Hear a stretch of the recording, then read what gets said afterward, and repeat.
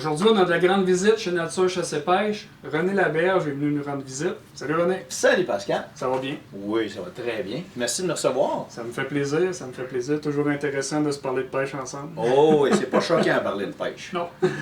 Aujourd'hui, c'est une capsule qu'on va diviser en 2 points. La première chose, on va parler de la compagnie Brex parce que c'est québécois. On est fiers d'avoir des leurres fabriqués aussi au Québec. Puis on va se parler de la cuillère la plus vendue, la plus versatile de Brex. Exactement. Alors, pour commencer, je vais vous parler de Brex. Brex, en réalité, ça a été fondé par M. Breckenridge en 1948.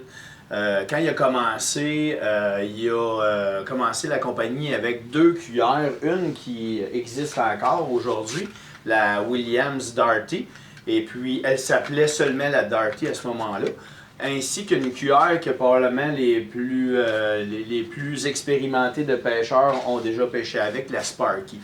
En 1949, M. Breckenridge achète la compagnie Williams, compagnie qu'on retrouve un peu partout. Là. Je pense que tous les pêcheurs connaissent la compagnie Williams. Par contre, ce qu'on sait moins un peu, c'est que Brex est à Sherbrooke.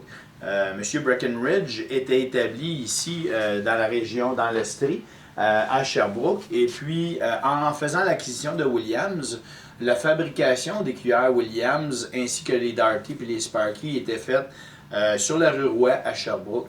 Alors, c'est une des choses, ça, qui est intéressant de savoir, c'est que c'est une compagnie qui existe depuis tellement longtemps, mais le fait de savoir que c'est à Sherbrooke, ça nous rapproche un peu plus de la compagnie en réalité. Et puis, avec le temps, M. Breckenridge a acheté d'autres compagnies. En 2003, ils ont fait l'acquisition de la compagnie Mooselook. En 2013, la compagnie Savant. Et en 2014, ils ont fait l'acquisition de la compagnie Lake Clear. Lake Clear qui était située dans l'État de New York depuis plusieurs années. Là, je ne pourrais pas vous dire exactement le nombre d'années, mais depuis longtemps, Lake Clear, tous les pêcheurs connaissent la cuillère Lake Clear. Mais maintenant, avec l'acquisition de Lake Clear par Brex à Sherbrooke, tout a été déménagé, la machinerie, le restant d'inventaire, ainsi de suite. Fait que ces cuillères-là qu'on vient de nommer, que ce soit la Williams, la Mooselook, la Savant et la Lake Clear, c'est entièrement fabriqué à Sherbrooke, fabriqué, emballé. Les split rings sont mis à la main par des gens. Les trépieds, quand on a besoin de trépieds, c'est tout fait à la main ici à Sherbrooke. Je vais aussi rajouter un point qui est important à mes yeux. La finition de ces cuillères-là n'a rien à voir. C'est vraiment de la qualité. Hein. Exactement. Moi, j'en ai depuis 15 ans dans mon coffre à pêche. Puis tu ressors ces cuillères-là, puis t'as pas l'impression qu'ils ont 15 ans. Oui, exactement.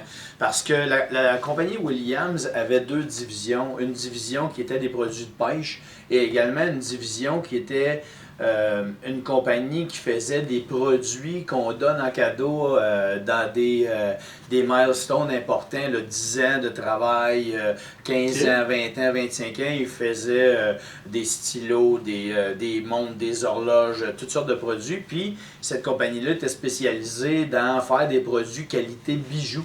Alors Williams avait également traduit ça dans les cuillères de pêche. Alors, quand vous prenez une cuillère Williams qui est faite à Sherbrooke, c'est fabriqué à partir d'une bandelette de laiton punchée par des machines pour produire la cuillère. Ensuite de ça, la cuillère argent, parce que c'est vraiment une cuillère de laiton qui est trempée à plusieurs reprises avec des procédés différents.